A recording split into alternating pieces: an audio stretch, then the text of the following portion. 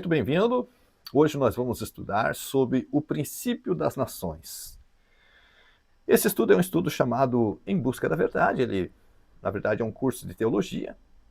E eu quero estar compartilhando contigo hoje como que nós conhecemos as nações que existem hoje. São tantas nações que eu não tenho aqui agora em mãos o número de nações que nós temos no mundo todo, né?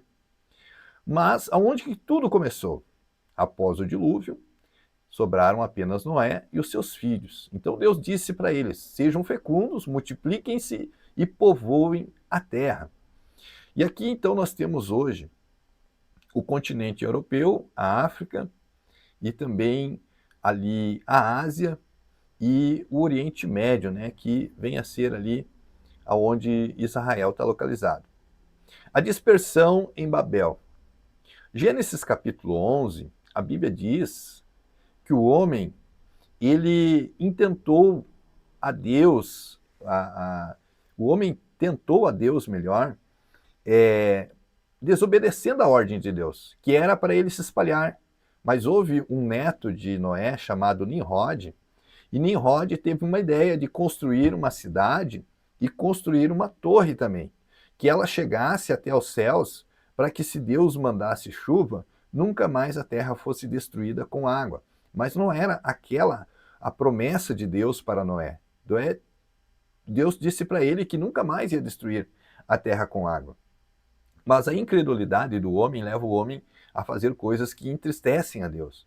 E Deus, então, ele desceu para ver o que o homem estava fazendo, e a Bíblia diz que eles estavam construindo uma cidade e uma torre.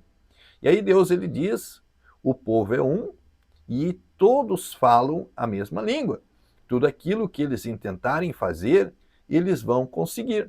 Então Deus ele causa ali, no meio daquele povo, uma confusão, aonde as pessoas não se entendiam mais a sua língua. Deus traz uma confusão na língua deles, aonde surgiu ali o inglês, o espanhol, o português, o latim e tantas outras línguas que nós conhecemos hoje, que ali o pedreiro não conseguiu mais entender o engenheiro, o construtor não conseguiu mais entender ali o seu servente, e então o homem passou a se confundir.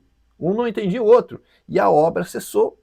Foi uma das formas de Deus achar para parar a obra que o homem estava fazendo, que era desobedecer a Deus. O que eu quero trazer nessa lição aqui é que quando a igreja do Senhor Jesus Cristo ela está unida em um só propósito, tudo que ela se empenhar por fazer, ela vai alcançar, porque ela está unida no mesmo propósito, falando a mesma língua.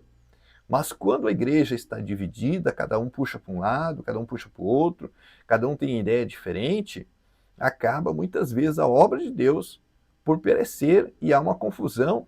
E é isso que o inimigo muitas vezes ele traz dentro de uma família. Quando o casal ele deixa de estar unido no mesmo propósito e cada um puxa para um lado, os filhos para o outro, isso acaba muitas vezes a família sendo destruída porque não estão unidas. Mas no Salmo 133, o Senhor falou dizendo: ó, quão bom e quão suave é que os irmãos vivam em união.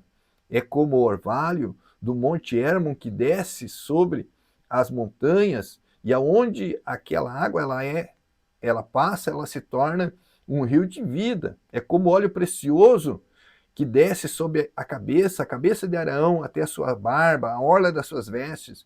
Então a bênção do Senhor está na união, mas o inimigo das nossas almas hoje, para trazer destruição no lar, na família, ele usa a separação.